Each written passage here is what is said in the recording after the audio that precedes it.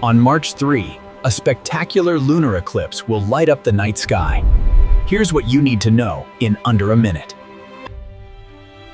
A lunar eclipse happens when the Earth moves directly between the Sun and the Moon.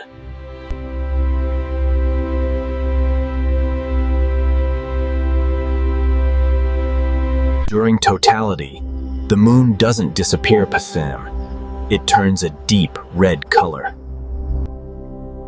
That red glow happens because Earth's atmosphere bends red light toward the Moon. It's the same reason sunsets look red, Sachs. Blue light scatters, red light travels through. The best part? You don't need special glasses to watch it. Unlike a solar eclipse, a lunar eclipse is completely safe to view with your eyes.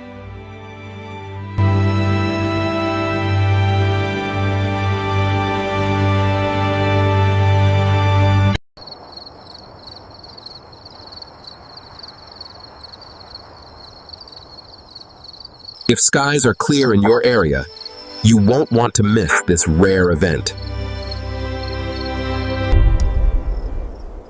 Mark your calendar for March 3 and get ready to look up.